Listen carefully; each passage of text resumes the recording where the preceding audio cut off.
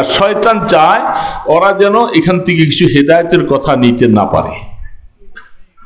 ওর কাজটাই এটা, ও সবসময় আপনাকে আমাকে কুমন্ত্রণা দিবে। ওরা বাহিরে আর ভিতরে আছে আরেকটা শয়তান, আছে না? ওটার নাম কি? নফস। বাহিরে আর ভিতরে দুইজন যোগসাধক করে আমাদের 12টা বাজাইবার জন্য চেষ্টা করে। ওর সাথে পারা বড় কঠিন। যদি আল্লাহ হেফাজত না করে কেউ বাঁচতে পারবো না। এর বাবা ঠিক না ঠিক? এটা আমার কথা না, এটা আল্লাহ পাকের কথা। কোরআন বলতেছে ওয়ামা উবাররিউ নাফসি ইন্নান নাফসা লাআম্মারাতুম বিসসু ইল্লা মা রাহিমা রাব্বি। ইউসুফ আলাইহিস সালাতু ওয়াস সালাম যে মুসিবতে পড়ে গেছিলেন, সূরা 13 পারার প্রথম দিকে আয়াতগুলি, তিনি পরবর্তীতে আল্লাহর কাছে বলতেছেন, আল্লাহ আমি ইউসুফ আমাকে পবিত্র মনে করতে পারি না। যেই মুসিবতে আমি পড়ে গেছিলাম আল্লাহ, নফস আমাকে বরবাদ করে দিচ্ছে, এই জন্য আমি নফসকে পাক মনে করি না। যদি আপনি মেহেরবানি করে না বাঁচান কাউকে, সে কোনোদিন নফসের ধোঁকার থেকে বাঁচতে পারবে না। কোরআন বলতেছে। আপনারা কি বলেন, এটাতে একমত কিনা? আল্লাহ না বাঁচাইলে নফসের ধোঁকার থেকে বাঁচা যাবে।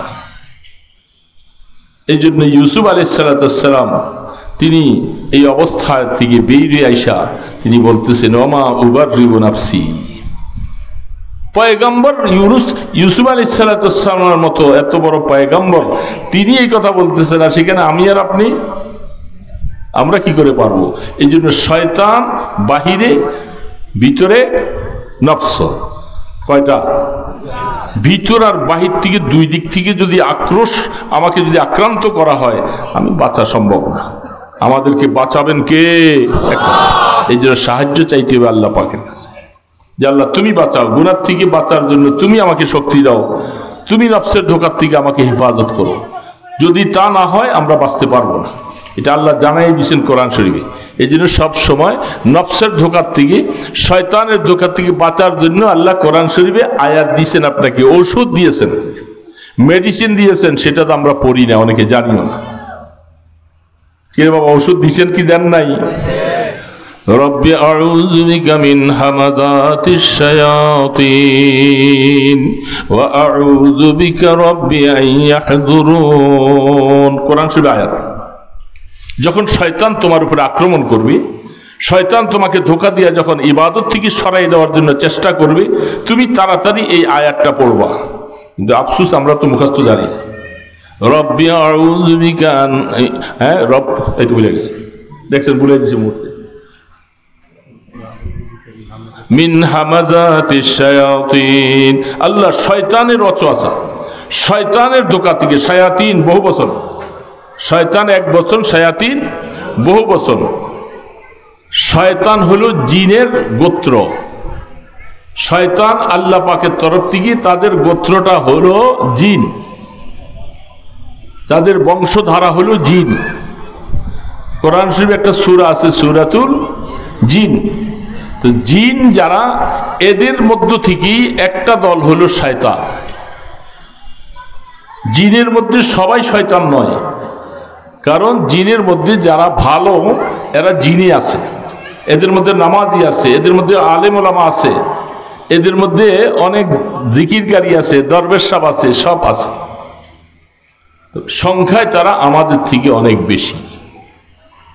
মানুষের সংখ্যার থেকে জিন জাতির সংখ্যা অনেক বেশি, তাদের হায়াত অনেক লম্বা। আপনার আশপাশে প্রচুর জিন আছে, ঘরে, রাত্রায়, বাহিরে, বিভিন্ন জায়গায় জিন আছে। আর এদের মধ্যে যারা অবাধ্য তাদেরকে বলা হয় শয়তান। এই অবাধ্যওয়ালাদের থেকে আল্লাহ আমাদেরকে সাহায্য চাচ্ছে, জিনের থেকে সাহায্য চাইতে বলেন নাই। কারণ জিনের মধ্যে ভালো যারা আছে তাদের কি আল্লাহ রাব্বুল আলামিন, এরা মুসলমানের ক্ষতি করে না, মানুষের ক্ষতি করে না। যত ক্ষতি করতেছেন, জিনে ধরছে, ওই ধরছে, এই ধরছে, যত দেখতেছেন সব করে কারা? বলেন, বুঝতে পারছেন কারা? শয়তান। এই শয়তানের অংশ যারা, আমাদের মানুষের মধ্যে এরকম দুষ্ট আছে না নাই? যত রকমের অসুবিধা, মানুষ ভয় পায় এই রাস্তার থেকে চলতে চলতে। এই কি বাঘের জন্য ভয় পায় না মানুষকে ভয় পায়? মানুষকে। এই জন্য মানুষের মধ্যে তারা সন্ত্রাস, মানুষের জানমালের উপরে তারা আক্রমণ করে। মানুষ ঘরে শান্তিতে ঘুমাতে পারে না, রাস্তায় সফরে চলতে পারে না, মহিলাদের আব্রু ইজ্জত নিয়ে তারা চলতে পারে না। এরা হলো মানুষের মধ্যে সন্ত্রাসী। তো জিন্নাতের মধ্যে এরকম কি আছে? সন্ত্রাসী আছে। এদের নাম হলো শয়তান। বুঝে আসছে কথা? এই জন্য আল্লাহ পাক শয়তান থেকে সাহায্য চাওয়ার জন্য আয়াত নাযিল করেছেন, ওয়াকুর রব্বি আউযু বিকা মিন হামাযাতিশ শায়াতিন ওয়া আউযু বিকা রব্বি আন ইয়াহযুরুন। আল্লাহ এই শয়তানের সমস্ত ওয়াসওয়াসা, ধোঁকা থেকে, তার ষড়যন্ত্র থেকে আমরা আপনার সাহায্য চাই। দেখছেন আল্লাহ সাহায্যটা কার কাছে চাইতে বলছে? কারণ শয়তান থেকে বাঁচার মতো শক্তি কারো নাই যদি আল্লাহ না বাঁচায়। এই জন্য আল্লাহ আপনার কাছে সাহায্য চাইতেছে, শয়তান যেন আমাকে আক্রমণ না করে, শয়তান যেন এসে আমাকে অসহসা না দেয়। আমি সাহায্য চাইতেছি আপনার কাছে। এই জন্য সব সময় সাহায্য চাইতে হবে কার কাছে? বাঁচাবেন কে? যখনই দেখবো যে আমাকে কোনো ভালো কাজের মধ্যে বাধা আসতেছে, রমজান মাস অতিবাহিত হয়েছে, রোজাটা রাখতে মনেও চায় একবার, আবার বলে যে এত কষ্ট করে কি রোজা রাখা যায়? এত বড় দিন, পানির পিপাসা কইলে ফাইতে। এই যে অসহসা ঢুকাইতেছে, এরা কারা? এদের মধ্যে দুইটা, বাহিরে হলো শয়তান, ভিতরে নফস। এই দুইজন এরা এক ভাই। এই নফস নাই বলতে পৃথিবীতে কোনো মানুষ নেই। সকল মানুষকে আল্লাহ নফসু দিয়া বানাইছে। এখন বলবেন যে আল্লাহ, এটা আল্লাহ যদি না দিত তাইলে তো আমরা ধোকার থেকে বেঁচে যেতাম। আল্লাহ পাক বলে যে না, এই নফসু তো আমি সবাইকে দিছি, সবাইকে দিছি। নফসের কাজ একটা নফস, একটা রূহ, একটা দিল। তিনটা বস্তু প্রত্যেক মানুষের মধ্যে আছে। কয়টা জিনিস ভাই? একটার নাম নফস, আরেকটার নাম দিল, আরেকটার নাম রূহ। নফসের স্থান হলো নাভির নিচে। আল্লাহ বানাবার সময় ওইটাকে সেখানে বানাইছে। দিলটা কলবের 2 আঙ্গুল নিচে, যেটাকে কলব বলা হয়, বুকের 2 আঙ্গুল নিচে, এটার নাম কলব, দিল। আর রূহ হলো তার উপরে। এই 3টা জিনিস প্রত্যেকটা মানুষের মধ্যে সেটিং করে দেওয়া হয়েছে। নফস সবসময় চায় সে নিচে বসে থেকে দিলটাকে তার দিকে আকৃষ্ট করার জন্য সে সবসময় টানাটানি করতে থাকে। এটা তার কাজ। যখন দিলটাকে ওই দিকে সে টাইনা নিয়ে যেতে পারে, তখন দিলটা তার অধীনস্থ যখন হয়ে যায়, এই লোক কোনোদিন নামাজ পড়বে না, এ কোনোদিন রোজা রাখবে না, এ কোনোদিন হজ করবে না, এ কোনোদিন ভালো কথা বলবে না, তেলাওয়াত করবে না, কারণ নফস তাকে কাবু করে ফেলছে। সে নফসের কাবুতে চলে গেছে। আর যদি কলবটাকে রূহের কাবুতে নিয়ে আসতে পারে, নফসকে প্রতিহত করে রূহের কাবুতে নিয়ে আসলে এই লোকটা দিনদার হবে, নেককার হবে, আল্লাহওয়ালা হবে, আল্লাহর কাছে হুকুম পালন করবে, আল্লাহর কাছে হাত তুলে রোনাদারি করবে, কাঁদতে থাকবে, গুনাহ মাফ চাবে। সে রূহের তাবে চলে গেছে দিল। বুঝে আসছে কথা? এই জন্য নফস থেকে বাঁচার জন্য কঠিন ব্যাপার আল্লাহ দিয়ে রাখছেন এটা। কারণ এটা না দিলে তো পরীক্ষাই হবে না। ফেরেশতাদের কি নাই? নফস নাই। ফেরেশতাদের মধ্যে গুনাহ করার কোনো যোগ্যতাই আল্লাহ দেয়নি তাদের। এই জন্য তাদের কোনো পুরস্কারও নাই। ফেরেশতারা বেহেশতে যাবে কথা আছে? এদের বেহেশত বুঝে না, এরা কিছুই বুঝে না, এদের কোনো পুরস্কার নাই। এরা আল্লাহর হুকুম ডিউটি পালন করতেছে, করতেই থাকবে সবসময়। সেজদা থাকতে বলছে, সেজদা পড়ে আছে। রুকু করতে বলছে, কিয়ামত পর্যন্ত রুকু করতেছে। দাঁড়ায় দাঁড়িয়ে আল্লাহর গুনাবলি করো, বাস কিয়ামত পর্যন্ত কাজ করতে থাকো।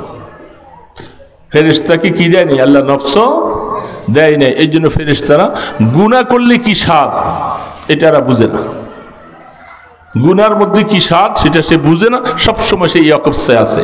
এই জন্য মানুষকে আল্লাহ পাক নফস দিয়েছে, বলছে যে নফসের বিরোধিতা করে শয়তানের মোকাবেলা করে যদি পারতে পারো, তোমার জন্য আমি জান্নাতের মকাম বড় শানদার স্থান তোমার জন্য তৈরি করে রাখছি, ফেরেশতাদের জন্য না।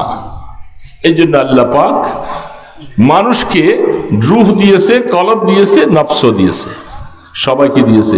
তো বাহিরের থেকে ষড়যন্ত্র করতেছে শয়তান, আর ভিতরে আছে নফস। আম্মাজান আয়েশা সিদ্দিকা রাদিয়াল্লাহু তাআলা যখন আল্লাহ রাসূল হাদিস বয়ান করতেছেন, আম্মাজান আয়েশা সিদ্দিকা বলেন, ইয়া রাসূলুল্লাহ, এই নফস কি আপনারও আছে? কি প্রশ্ন করছে ভাই? কে প্রশ্নটা করছিল? সজাগ আছেন তো আপনারা? আমি এই জন্য জিজ্ঞাসা করতেছি, সজাগ আছেন না? আমার ঘুমাই গেছে, ঠান্ডা বাতাস আসতেছে তো ওইদিকে থেকে গরমের পরে। প্রশ্ন করছেন আম্মাজান আয়েশা সিদ্দিকা রাদিয়াল্লাহু তাআলা, আমাদের মা, সমস্ত নবীদের সমস্ত স্ত্রীরা মুসলমানদের কি মা। কোরআন বলতেছে ওয়াজওয়াজুহু উম্মাহাতুহুম। তা আমাদের মা আম্মাজান আয়েশা রাসূলকে এই কথা বলার সময় প্রশ্ন করলেন যে ওগো আল্লাহর হাবিব, যেহেতু আপনার তো কোনো গুনাহ নাই, আপনি মাসুম বেগুনাহ, এই নফস কি আপনারও আছে? সময় মতো প্রশ্ন করছে। এই প্রশ্নটা না করলে আমরা জবাব পাইতাম কই? রাসূল পাক সাল্লাল্লাহু আলাইহি সাল্লাম বলেন, সাল্লাল্লাহু আলাইহি সাল্লাম বলেন, রাসূলের নাম শুনলে দুরূদ শরীফ পড়লে সওয়াব হয় অনেক বেশি। এই রাসূল বলতেছে, আয়েশা শোনো, নফস আমারও আছে, কারণ আমি মানুষ। রাসূল কি মানুষ না ফেরেশতা? সবাই বলেন, মানুষ না ফেরেশতা? মানুষ। তো রাসূল পাক সাল্লাল্লাহু আলাইহি সাল্লাম তিনি বলতেছেন, আমারও কি আছে? নফস আছে। তবে আমার নফসটা যেটা, সেটা আমার অধীনস্থ করে দিয়েছে, তার ক্ষমতাটাকে আল্লাহ পাক বন্ধ করে দিয়েছে। বলেন সুবহানাল্লাহ।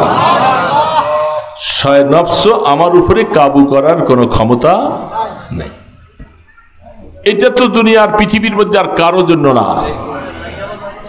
এটা আল্লাহ রসুলকে আল্লাহ সুবহানাহু তাআলা দিয়েছেন যে আমার নফসটা আমার অধীনস্থ, সে আমার উপরে প্রভাব খাটাইতে পারে না। এটা আল্লাহ পাক কাউরে দেয় নাই, শুধু একমাত্র আল্লাহ রসুলকে দিয়েছেন। বলেন সুবহানাল্লাহ। এই কারণে নফসের ক্ষমতা বেদ। এখন বাহিরে কে আছে? বলেন না, বাহিরে? ভিতরে নফস, বাহিরে শয়তান। এখন তার ক্ষমতাটা বন্ধ করা দরকার। নেগেটিভ পজিটিভ, ভিতরে একটা বাহিরে একটা দিয়েছে, আপনাকে আমাকে ধোঁকা দেওয়ার জন্য, আপনাকে আমাকে নামাজ হারা করার জন্য, রোজা হারা করার জন্য, হ্যাঁ, কোরআন তেলাওয়াত থেকে অর্থাৎ শরীয়তের গুনার কাজ থেকে আমাদেরকে বাঁচাবার জন্য সে চেষ্টা করবে না, সে সবসময় গুনাহ করাবার জন্য চেষ্টা করবে। তার নফস হইল ভিতরে নফস, আর বাহিরে তার নাম শয়তান। এখন আসেন, কথাটা আমি ওইদিকে যাওয়ার কথা ছিল না আসলে, কেন সূত্রপথে চলে আসছি। এখন রাসূল পাক সাল্লাল্লাহু আলাইহি সাল্লাম তিনি মাসুম, নিষ্পাপ, বেগুনাহ, কোনো গুনাহ রাসূলের নাই। ভিতরের নফস যেটা, এটাকে আল্লাহ পাক তার ক্ষমতা বন্ধ করে দিয়ে রাসূলের আনুগত্য বানাইছেন, সে তার বাহিরে কোনো কাজ করার ক্ষমতা নাই। শয়তান তো বাহিরে, শয়তান বাহিরে না ভিতরে? ওর কাজটা কি? ও তো সবসময় আপনাকে আমাকে কুমন্ত্রণা দিবে, খারাপ করাবে, সব কাজ করাবার জন্য সে ওত পেতে লেগে থাকে। যখন আমি এখন বলতেছি আপনাদের আশপাশে নাই যে এমন নয়, বহু আছে তারা এখানে কথাগুলি শুনতেছে, বিশ্বাস করেন না? বহু মানুষ। কোরআন বলতেছে, এই যে রাস্তাঘাটে আমরা চলি দিনে বিকালে রাত্রে রাস্তায়, শয়তান এত বেশি তার অনুচর সহচরগুলি, যদি আমি আল্লাহ ফেরেশতার মাধ্যমে তোমাদেরকে যদি সংরক্ষিত করে না রাখতাম, শয়তান থাবড়াইয়া তোমাদেরকে মাইরা ফেলতো সব। ওয়াহফাজুনাহু মিন আমরিল্লাহ। কোরআন বলতেছে আমি আল্লাহ আমার এই বান্দাদের পাহারাদারি করাচ্ছি ফেরেশতা দ্বারা। সুবহানাল্লাহ। আমরা তো বুঝি না বাবা, আল্লাহ পাক যে আমাদেরকে কিভাবে করে নিয়ন্ত্রণ করতেছেন আমরা বুঝি না। রাস্তায় আপনি যদি এইভাবে চলেন, শয়তান তার অনুচর সহচর ভুরি ভুরি, মানুষের থেকে আরো বেশি অনেক অগণিত, তারা মানুষকে এই জন্য সুযোগ পাইলেই মারে। দেখেন না, জিনে ধরছে, শয়তান বলতেছে, আসলে জিনে ধরে নাই, ধরছে কে? একটু আগে বলছিলাম জিন আর শয়তান, বুঝেন নাই? জিন হলো যারা ভালো মানুষ, ভালো জিন্নাতের মধ্যে যারা ভালো, মানুষের ক্ষতি তারা করে না, এদের মধ্যে খুব ভালো ভালো মানুষ আছে। আর শয়তান হলো সমাজের মধ্যে যেমন বকাটে উচ্ছৃঙ্খল আমাদের মধ্যে আছে, শয়তান হলো ওদের একটা অংশ। এই জন্য শয়তান আক্রমণ করে মানুষগুলাকে ক্ষতিগ্রস্ত করে ফেলাবার চেষ্টা করে। আল্লাহ পাক কোরআনে বলছেন, এরা এত বেশি, তোমরা রাস্তায় সুযোগ পাইলেই সে তোমাকে ধরে বসে, সুযোগ পাইলেই তোমাকে থাপ্পড় মারে। এরকম বহু ঘটনা আছে আমাদের কাছে, বহু ঘটনা। এই জন্য আল্লাহ পাক, আল্লাহ রসুল আয়াত দিয়ে শিখাই দিয়েছেন, তোমরা শয়তানের এই সমস্ত জিনিস থেকে বাঁচার জন্য তোমাকে আয়াতুল কুরসি দিছি। কি দিছে? তুমি আয়াতুল কুরসি পড়ে পড়ে চলবা, আউযুবিল্লাহি মিনাশ শাইতানির রাজিম পড়বা, আউযুবিল্লাহিস সামিল আলিম মিনাশ শাইতানির রাজিম, এই শয়তানের রাজিম থেকে তুমি ফানা চাও, এটা পড়বা। সূরা ইখলাস, সূরা ফালাক, সূরা নাস, এগুলি পড়ে শরীরের মধ্যে দম করে তুমি চলবা, তখন তারা তোমার কাছে আসতে পারবে না। এই জন্যই তো হাদিসে বর্ণনা, তুমি সকালবেলা এবং মাগরিবের পরে রাত্রে বিছানায় শোয়ার সময় এই আমলটা করবা তিনবার তিনবার, শয়তান তোমার কাছেও ইনশাআল্লাহ আসবে না, আসতে পারবে না। রাত্রে বিছানায় শোয়ার সময় আল্লাহ রসুল বলেন, যখন তুমি বিছানায় শুইতে যাইবা, প্রথম বিছানাটা ঝাড়বা।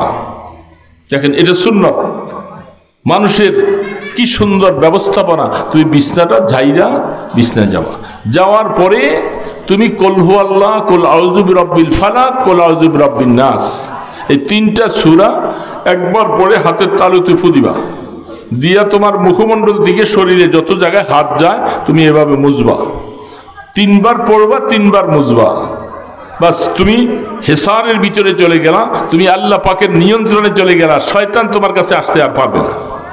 তারপরে বালিশটা মাথার মধ্যে, মাথাটা বালিশের মধ্যে যখন তুমি রাখবা, তখন তুমি আয়াতুল কুরসি পড়ো। আয়াতুল কুরসি পড়লে শয়তান কাছে আসবে না, আল্লাহ পাক ফেরেশতা দিয়া তোমার জান আর মালের হেফাজত করাবে। সুবহানাল্লাহ। আমরা তো এগুলি পারি না। কে রে বাবা, আয়াতুল কুরসি পড়তে পারি? পারি, মুখস্থই জানি না অনেকে। এগুলি শয়তান থেকে বাঁচার জন্য নিয়ম। আবু হুরায়রা রাদিয়াল্লাহু তাআলা আনহুকে, বুখারী শরীফে হাদিস আসছে, আবু হুরায়রা রাদিয়াল্লাহু তাআলা আনহু গনিমতের মাল পাহারাদারি করতেছে রাত্রে। আল্লাহ রসুলের জামানায় গনিমতের মাল পাহারাদারি করতেছে রাত্রের মাঝামাঝি অবস্থায়। উনি বসে বসে হয়তো একটু ঝিমাচ্ছে, নজর করে দিয়ে একটা মানুষ আইসা গনিমতের মালগুলি একটা গাঁটটি বাঁধতেছে। তাড়াতাড়ি উঠছে, উঠে দেয়া চোরকে দিয়ে এক করে ধরে ফেলছে। চোর ধরার পরে বলতেছে, তুমি এটা কি করতেছো? কয়, আমার বাল বাচ্চা না খেয়ে আছে, কষ্টে আছে। তো বাল বাচ্চা না খেতে তুমি রাসূলের কাছে আসো, তোমাকে গনিমতের মাল দিয়ে দেওয়া হবে, তুমি এইভাবে রাত্রি কেন আসছো? কয় যে আমি আর আসবো না, আমাকে ছেড়ে দিন। ছেড়ে দিছে। সকালবেলা আল্লাহর হাবিব তিনি জিজ্ঞাসা করে, আবু হুরায়রা, গত রাত্রে তোমার সাথে কি ঘটনা দেখছেন? আল্লাহ পাক জানাই দিছে। বলেন যে এই ঘটনা, বলে এটা চোর আগামীকাল আসবে, তুমি প্রস্তুত থাকো। সে তোমার সাথে ওয়াদা করছে আসবে না, আর রাসূল বলে দিয়েছেন কি আগামীকালও। ঠিকই সে আগামীকাল আবার আসছে। আইসা মালপত্রগুলি বাঁধতেছে, বাইন্দে এবার গাঁটটি বাঁধছে, মাথায় উঠাবে। এমন সময় আবু রাদিয়াল্লাহু তাআলা টের পাইয়া যে আরে গপ করে ধরছে। ধরার পরে বলতেছেন, বুখারী শরীফের হাদিস, তুমি গতকালকে বলছিলে আসবা না, আজকে আবার আসলা। কয় যে ভাই আজকে ওয়াদা করলাম আর আসবো না, আমাকে ছেড়ে দাও। আবু হুরায়রা বলতে, আজকে আর তোমাকে ছাড়া হবে না, তোমাকে আজকে ধরে আল্লাহ রসুলের কাছে নিয়ে যাও।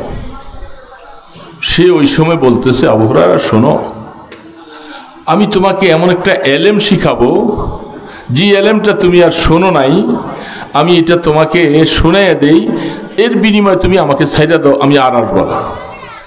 বাহ, আবু হুরায়রা চিন্তা করে, আর বসে আমাকে এলেম শিখাবে চোর, এত বড় ব্যাপারটা কি থেকে আসলো? পরে বলছে কি, দেখো আমি শয়তান, আসলে চোর তো না, আমি শয়তান, আসছিলাম তোমাদেরকে কিছু ধোঁকা দেওয়ার জন্য, এই জন্য তোমার সাথে যা বলছি এটা আমি স্বীকার করে গেলাম। তাকে আবু হুরায়রা ছেড়ে দিয়েছে। সকালবেলা আল্লাহ রসুল বলেন, আবু হুরায়রা কি ঘটনা? বলে, সে আমাকে একটা এলেম শিখেছে। কি এলেম? সে বলছে, তোমরা রাত্রেবেলা যদি আয়াতুল কুরসি যদি পাঠ করে তুমি পাহারাদারি করো অথবা ঘুমাও, চোর আসবে না, ডাকাত আসবে না, শয়তান আসবে না, কেউ আর ঢুকতে পারবে না। আল্লাহ রসুলকে সকালবেলা শোনার পর রসুল বলেন, তার কথাটা সত্য, সে হলো মিথ্যাবাদী। মিথ্যাবাদী না, সে তো চোর, সে তো শয়তান, মিথ্যাবাদী। কিন্তু সেই কথাটা যেটা শিখাই গেছে এটা সত্য কথা, এটা আমি রসুলও তোমাকে শুনাই দিলাম। কারণ ওই মুআল্লিমুল মালাইকা, ফেরেশতাদের ওস্তাদ ছিল না, এগুলি অনেক এলেম তার জানা আছে। এই জন্য আল্লাহ রসুল বলেন, উম্মতেরা রাত্রে শোয়ার সময় তুমি আয়াতুল কুরসি পড়ে শো, তোমার জান আর মাল আল্লাহ হেফাজত করবে। এই জন্য আমরা তো সেগুলি মানতে রাজি না।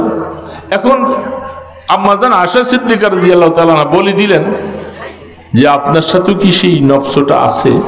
রসুল বলেন, আছে, তবে সে আমার কোনো ক্ষতি করতে পারে না। এখন বাহিরে কে আছে বলেন?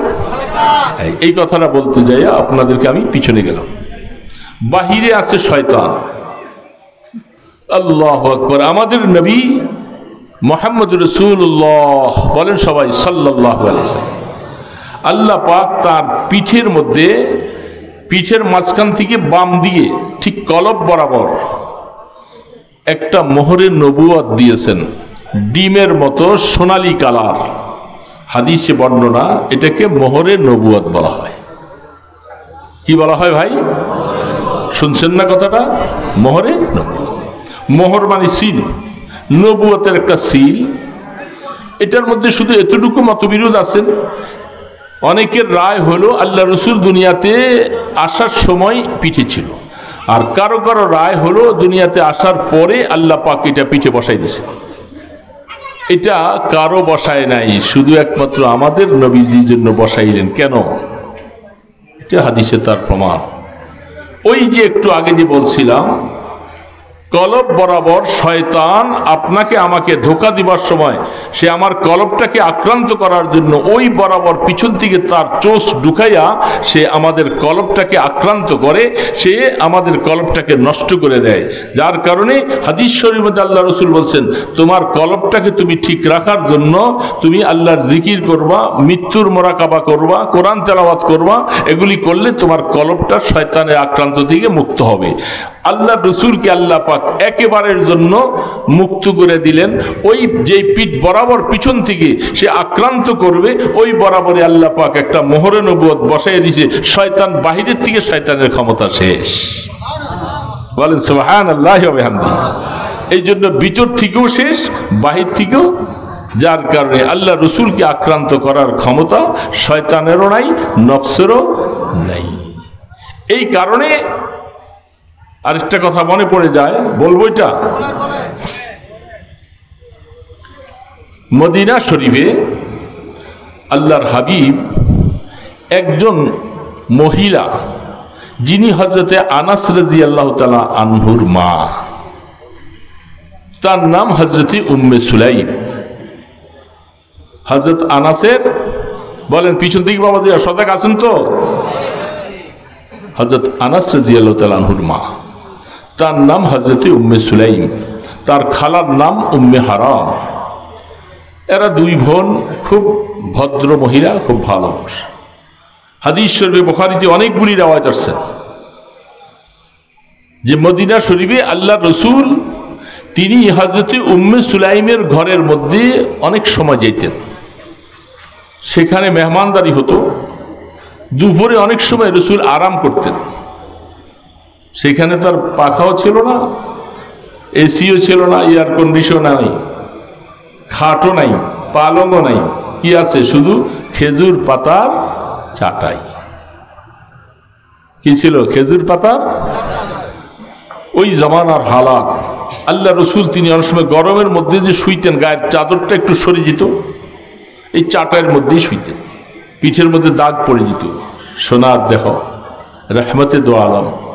তো অনেক সময় ঘুমাতেন, বিশ্রাম করলে পিঠে ঘাম হতো, তো হযরত উম্মে সুলাইম একটা চামচ দিয়া কাচাইয়া ঘামগুলি শিশির মধ্যে ভরত। তো রাসূল জাগ্রত হয়ে জিজ্ঞাসা করেন, উম্মে সুলাইম আপনি কি করতেছেন? বলে, রাসূল এই ঘামগুলি আমি জমা করতেছি, এটা আমাদের আতর মেশক আম্বর যে আছে, এখান থেকে একটা ফোঁটা দিলে ওগুলার গ্রানটা অনেক বেড়ে যায়। আল্লাহ পাক রসুলে পাক সাল্লামের এই শরীরের ঘাম মিশক আম্বর থেকে কোটি গুণে বেশি আরো সুগ্রাণ ছিল, এই জন্য তিনি তা করতেন। এখন আল্লাহ রসুল যে তিনি যাইতেন সেই ঘরে, হাদিসের মধ্যে তার বর্ণনাগুলি লিখতে লিখতে লিখতে আমরা অনেক পড়াতে যাইতে ওগুলি অনেক মোতালা করতে হয়, অনেক গবেষণা করতে হয়, দেখতে হয়। দেখতে দেখতে তার মধ্যে পাওয়া গেল যে রসুল যেই ঘরে যাইতেন উনি রসুলের কোনো মোহরেম ছিল কিনা। মোহরেম বুঝছেন? মোহরেম বুঝে নেন ভালো করে, এটা আমাদের আরবি শব্দ, অনেকে বুঝি না। মোহরেম মানে যাকে বিবাহ শাদী করা শরীয়তে হারাম, মা, খালা, বোন, এরকম যারা আছে তাদেরকে কি বলে আরবি ভাষায়? ভাই বলেন, কি বলে? মোহরেম বলে। এই মোহরেমের সাথে এই জন্য আমাদের সকলে যারা যারা আমাদের মোহরেম, তাদের সাথে আমাদের দেখা দেওয়া শরীয়তে জায়েজ। যারা গায়রে মোহরেম, যাদের সাথে শরীয়তে বিবাহ শাদী জায়েজ, এদের সাথে দেখা দেওয়া জায়েজ নেই।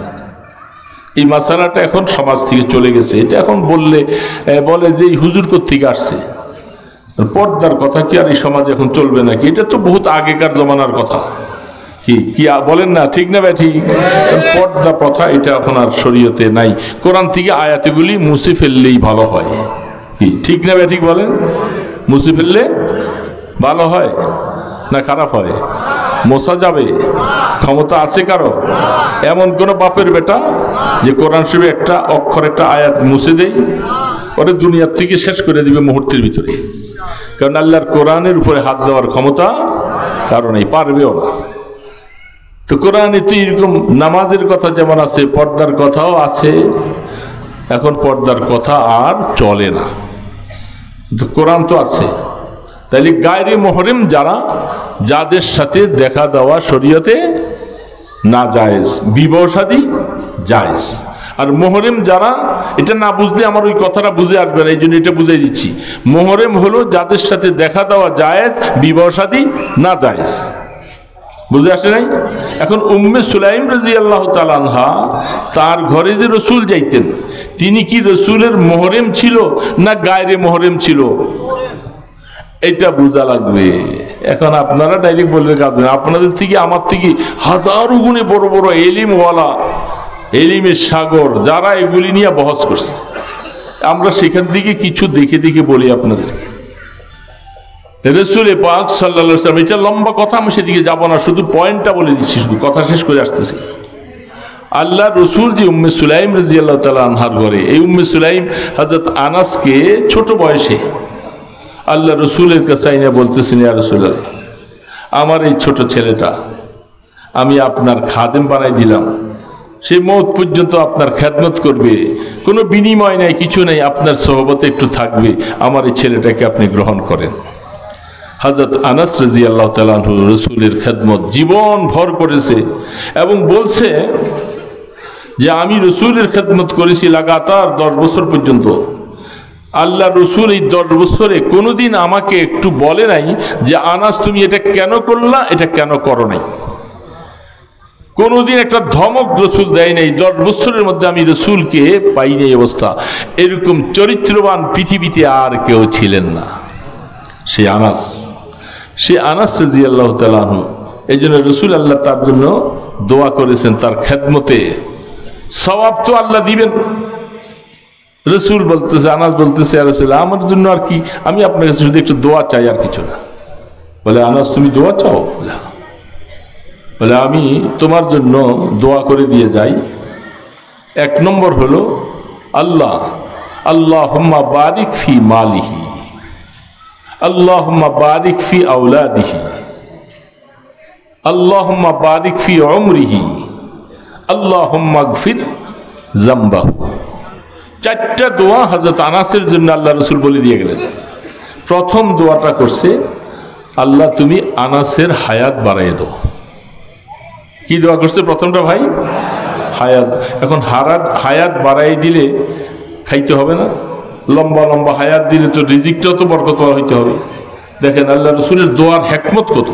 যখন হায়াত বাড়বে তো রিজিকটা যদি বরকতওয়ালা না হয় তো সে না খাই থাকা লাগবে। এই জন্য আনাস রাদিয়াল্লাহু আনহু সাহাবায়ে কেরামদের মধ্যে সর্বশেষ মৃত্যুবরণ করেছেন আনাস। এত লম্বা হায়াত পাইছে, হায়াত লম্বা পাইছে। আল্লাহ পাক বলে আল্লাহুম্মা বারিক ফি মালিহি, আল্লাহ আনাসের মালে বরকত দিয়া দাও। এখন মালের বরকত, আনাস বলতেছেন মদিনা শরীফে সকলের খেজুর গাছ বছরে একবার ফল হয়, আমার খেজুর গাছে বছরে 2 বার ফল হয়। সুবহানাল্লাহ বলবেন না? দেখছেন বরকত কেমন রাসূলের দোয়া। এখন 3 নম্বর, যেহেতু মাল বেশি হয়ে গেছে, মাল যখন বেশি হয়েছে এখন এটা খানেওয়ালা মানুষও তো দরকার। কি বলেন? খানেওয়ালা মানুষ দরকার না? ঘরের মধ্যে আল্লাহ পাক সন্তান সন্ততি দিলে তাদের উসিলায় রিজিক বাড়ে। আর আমরা তো এখন সন্তান যত কমাইতে পারি, আমাদের কাছে হইল 2টা সন্তানের যথেষ্ট, একটা হইলে আরো ভালো। এই জন্য আমরা এখন ওইটা নিয়ে আসি।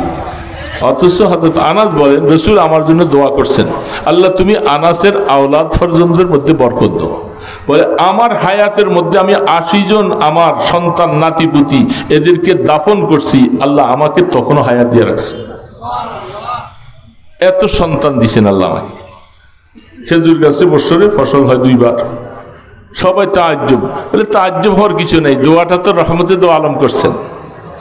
3টা দোয়া তিনি হায়াতে পাইলেন। 4র্থ নম্বর দোয়াটা তো মরার পরে পাবে। হযরত আনাস বলতেছেন ইয়া রাসূলুল্লাহ আমার 3টা দোয়া যখন আমি পেয়েছি, 4র্থ নম্বর দোয়াটা আমার 16 আনা বিশ্বাস যে আল্লাহ আমাকে মৃত্যুর পরে মাফ করে দিবেন ইনশাআল্লাহ। 4টা দোয়া পাইছে।